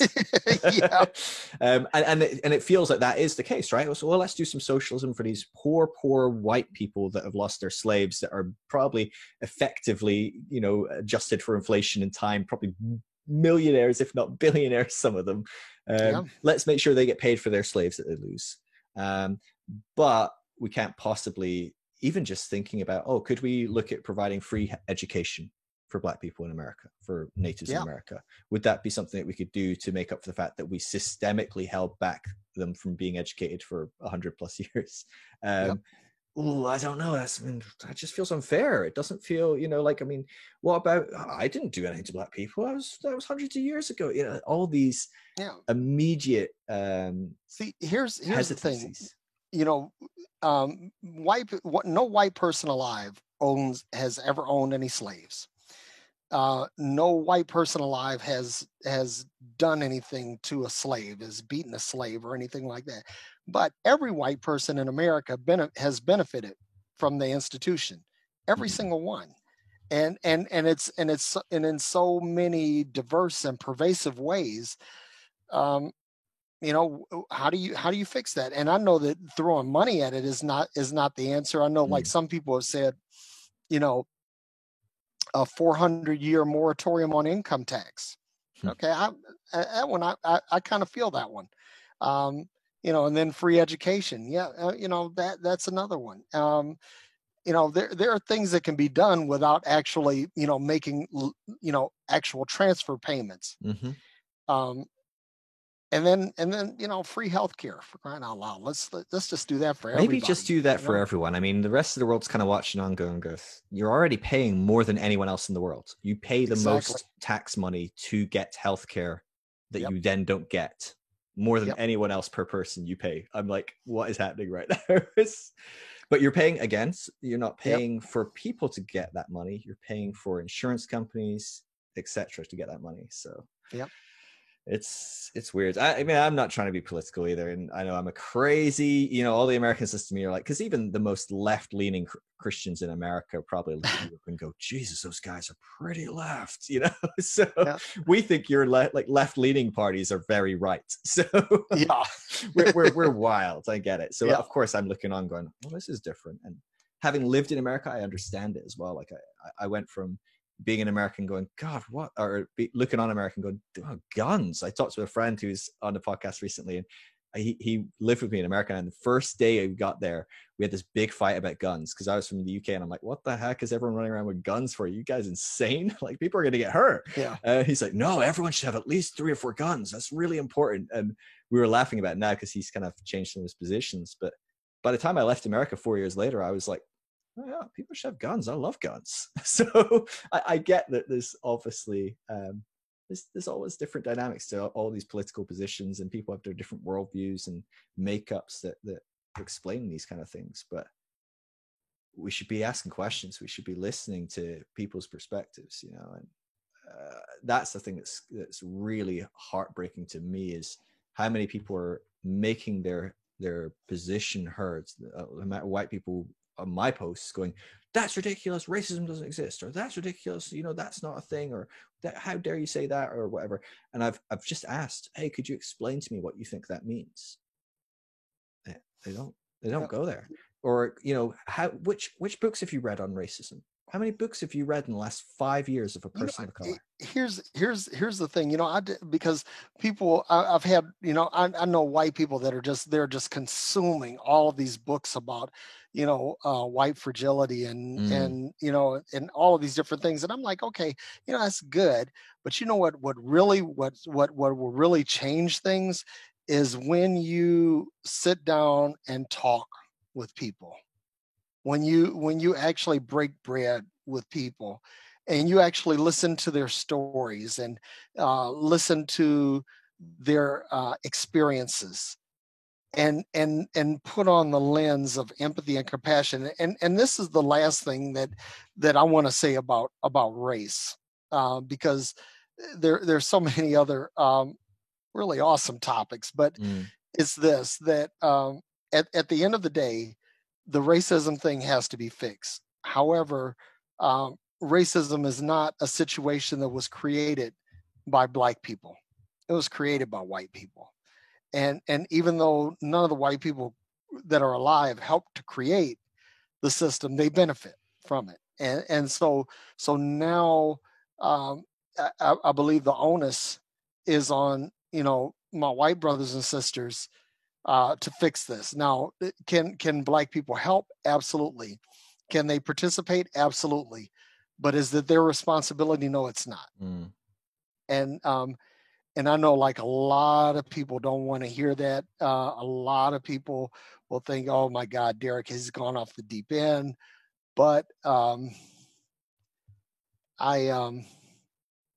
again, what I'm seeing now is hope. Yeah. And that, Phil, I'm more excited about than I could ever articulate with words. That's awesome, dude. I really appreciate you coming on and talking about it, for sure. And as someone I'm trying to educate as best as I can, like learn and shape my worldview and do whatever I can in that, like and so I really appreciate you taking the time to help with that and do that. Listen, so I know there's a lot of people on this, it's white people listen to white people. That's gosh, if the people are locked into racism, they're not sitting listening to podcasts of people of color, right? They're listening to some white guy like me. Yeah. And so I really appreciate it, because let me tell you, this blew my mind. I reached out at the beginning of this year and I said, hey, I'm going to start doing my podcast more regularly, a couple of times a week. It's going to be long form. Give me a list of people you want me to get on, and I will knock down their doors. I'm going to make it happen. I'll bug some people. Yeah.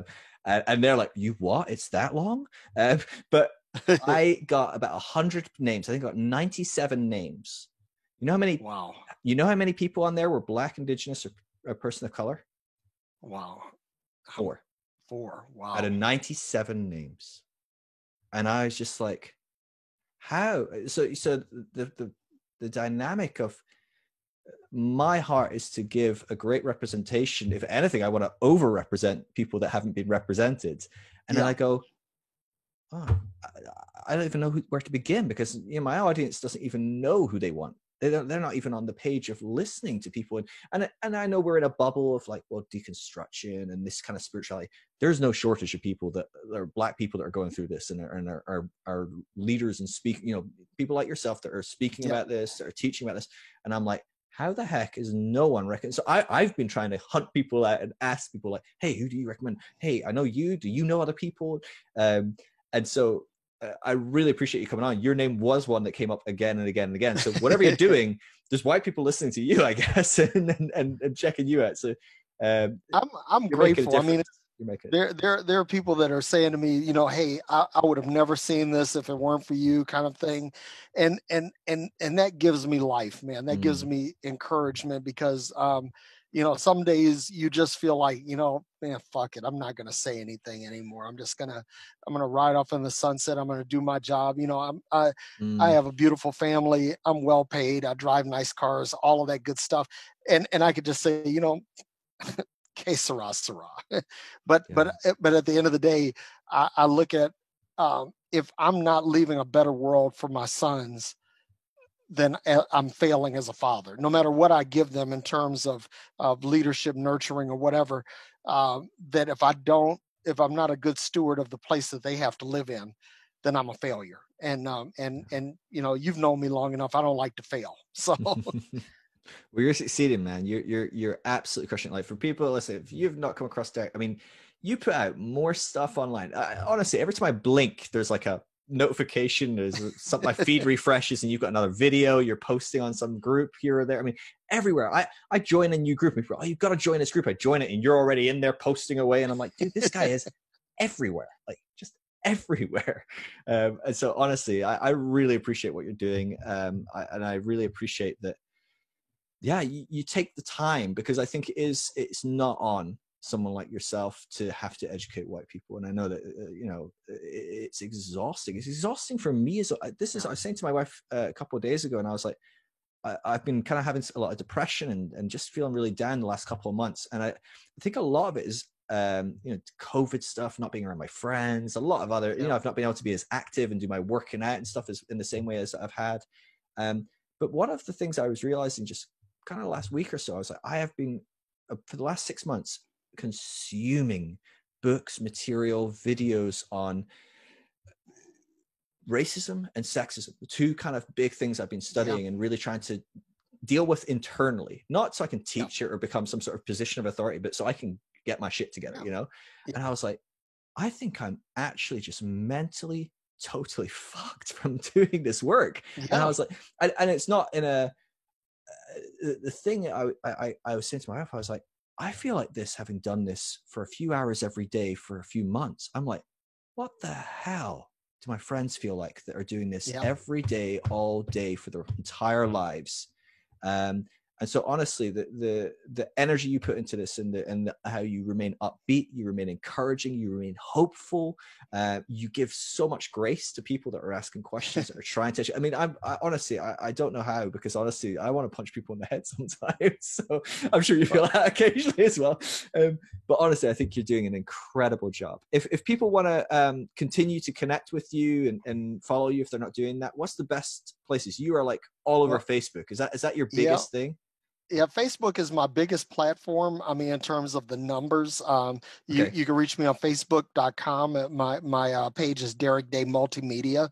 You can also reach me on my website, which is www.derekday.com. And I always tell people, go to the contact link, click the contact link, and it'll pop up a form that you can fill out, which will send me an email. And not only do I get email on my computer, but I also get it on my phone.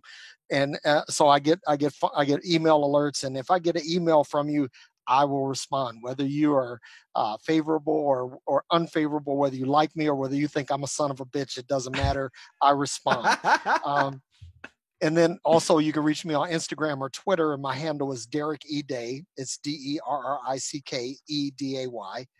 You can go to YouTube, and I don't know, almost 1,000 videos on YouTube. Dude, I said, you're on it. Yeah, I mean, I've been at it for a while, and I'm trying to get better. I'm trying to get sharper, because I'm like anybody else that's marketing or branding.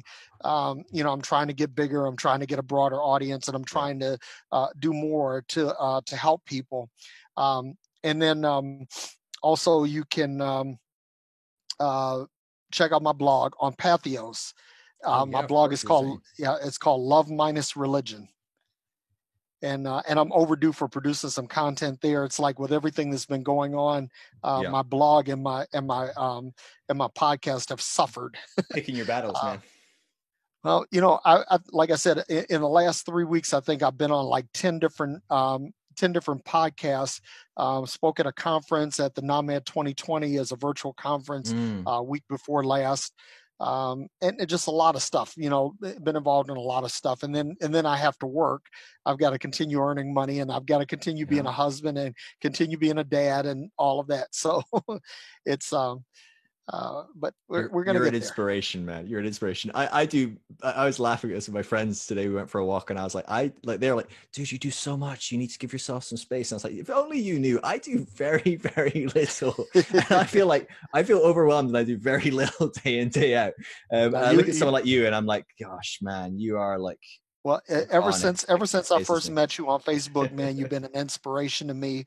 And over the years, you have been a true and tremendous friend. I can't thank you enough for all that you do, not just for Black people, but for humanity at large. You are truly, truly a gift, man. I appreciate your friendship. I appreciate you taking the time. Honestly, I know it's not many podcasts run for a couple of hours, and so That's and okay. especially busy as you are. But I feel like we just get a lot more out, right? You get to squeeze the goodness out of stuff that you just don't get in 45 It gives minutes. us a chance to get caught up, you know. And we catch up, yeah. Exactly. I say that all the time. Like usually, I've actually had people come on the podcast where I'm like, "Dude, we need to catch up. I have no time right now. Come on and just do a 2-hour chat with me, and I'll put it out." Yeah. There you go. 2 birds, 1 stone. It's perfect. Yep. But yeah, dude, absolutely wonderful. Thank you so much for taking the time.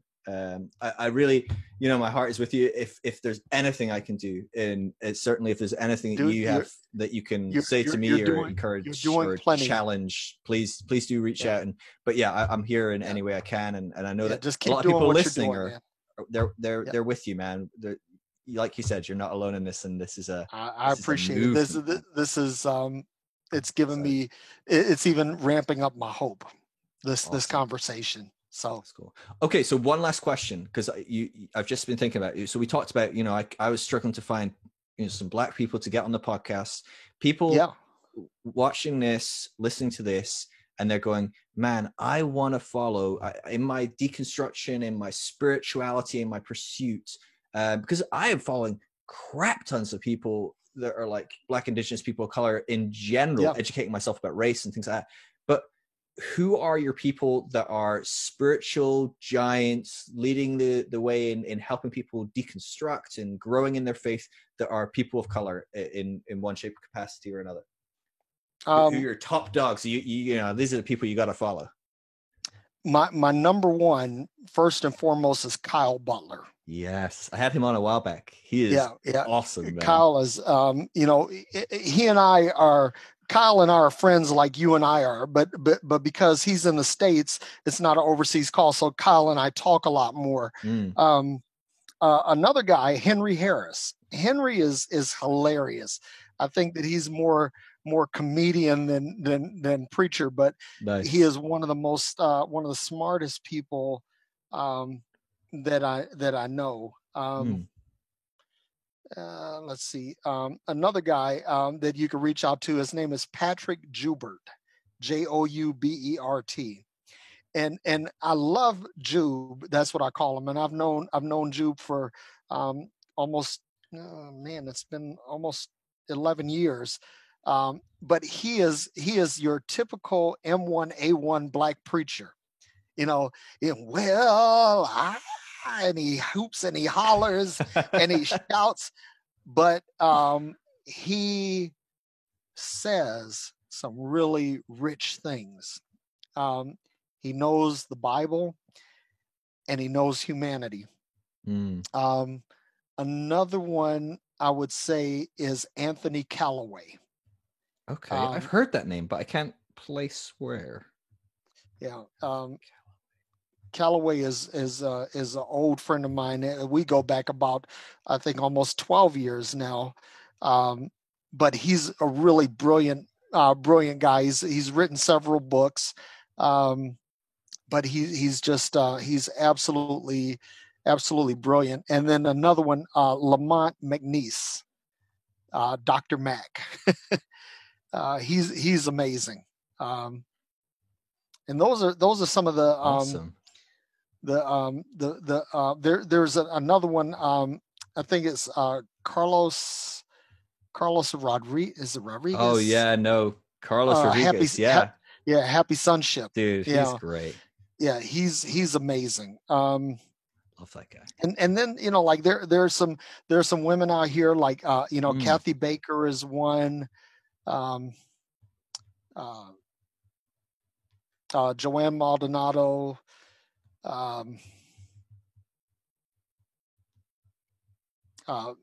Victoria Matthews.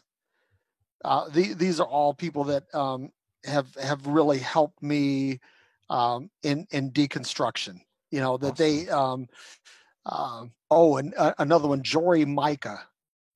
She's Jory is very.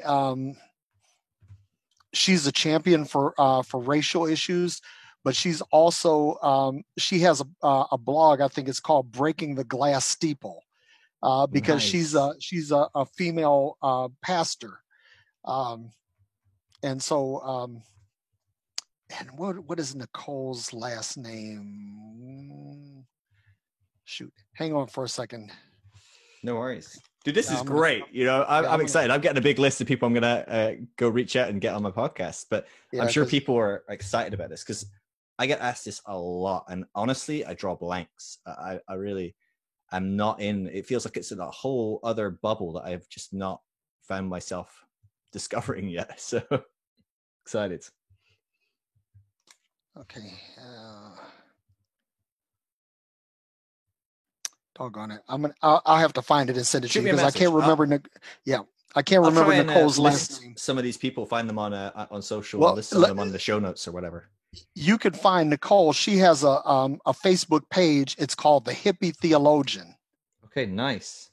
Yeah, and so she's powerful. She's a fantastic speaker and really tied into human rights. And there's one more I got to give you.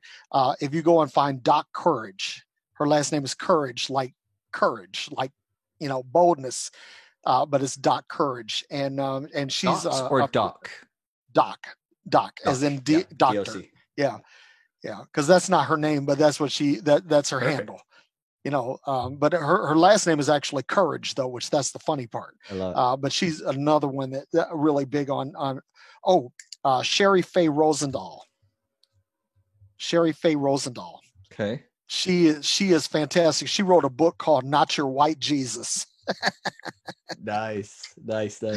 And so she and her husband Rob, they are fantastic. Both of them are tremendous speakers and teachers, and so those that'll give you some, because a lot of those are people of color and some are just women, but I believe that I'm really big on making sure the feminine voice is heard, big time. And not just in ministry but in the social construct as well. Yeah. Well, again, in that list of 97 people, I think 14 were female. Wow. And I honestly, I was shocked, Paul, because for me, I got asked on Instagram recently, could you list some, I got asked about people of color, but I got asked about women, like which women do you recommend we follow in this? And I list like easily 100 people I'm following on Instagram. And I'm like, how are people not following these amazing women? Like, there's just people just aren't aware that there's amazing women that are leading the world in deconstruction, and they're out there, and you can discover them. You did something really cool about a month ago. You said, hey, follow these awesome people, right? And you gave a list of people. Dude, I had like 50 new followers from just that. I mean, awesome. On Instagram. Awesome. Yeah, it was a big bump. Dude, that's awesome. I love it. That was cool. If I can be sending people your way, I think I'm making the world a better place. That's for sure. So hopefully this podcast does that as well. And so I'll include all your links and stuff like that in the show notes and on the YouTube and stuff like that. But, cool, man. I appreciate it. Dude, it was fantastic to see your face, honestly. Yeah, good seeing yours. Chat and know that you're well despite all the ups and downs that life holds right now. And I really hope you and your family, all your sons, man, 5 sons, man, you set yourself a challenge there. Yeah. But like I said, my goal is not just to to raise them to be good men, but it's also to leave the world a better place for them to live in it. So that's awesome. Well, you're doing it. You're doing it for sure. Thanks, man. Awesome, man. Well, we'll catch up again soon. I'll let you know when this is going to drop as well. Yeah, please do, because I'll share this with everybody, man. I get to talk to Phil Drysdale. Fantastic. It's honestly a great privilege. I loved it. Yeah. All right. Love you, man. Awesome. Yeah. Love you too, man. Have a good one. Bye. Namaste.